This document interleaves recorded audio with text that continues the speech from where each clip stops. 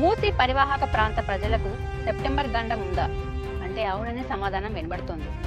సరిగ్గా 117 ఏళ్ల క్రితం అంటే 1908 సెప్టెంబర్ 26, 27, 28 తేదీల్లో హైదరాబాద్ మహానగరాన్ని మూసీ నది వరదలు ముంచెత్తాయి.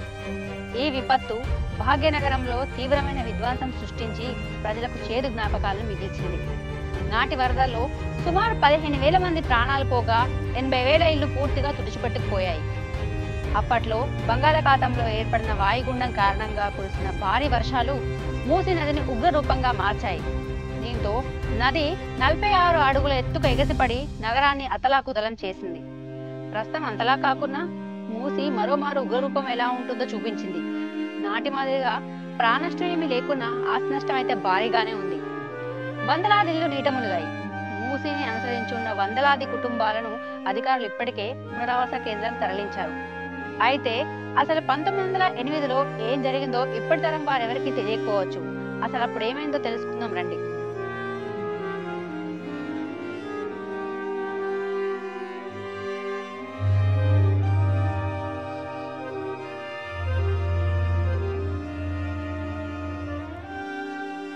ఆ రోజు సెప్టెంబర్ 26వ తేదీన ఉదయం 6 గంటల ప్రాంతంలో ఆకాశంలో నల్లటి మబ్బులు ఏర్పడ్డాయి.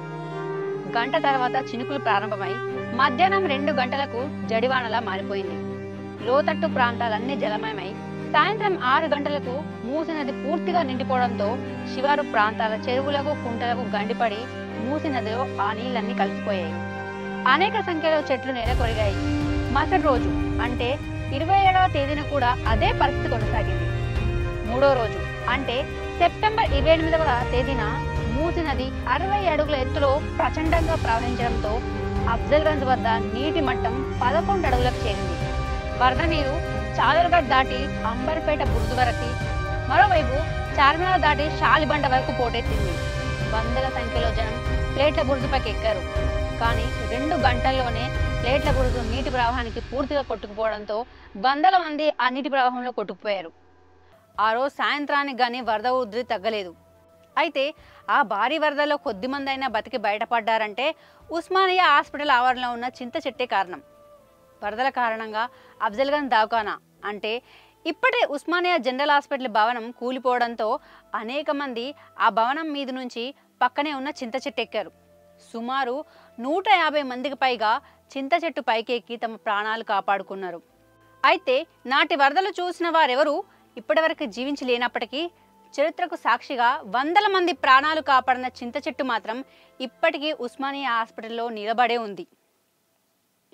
వికారాబాద్ అనంతగిరి కొండల్లో పుట్టిన మూసీ గ్రేటర్ హైదరాబాద్లో సుమారు 55 నుంచి 70 కిలోమీటర్ల మేర ప్రవహిస్తుంది.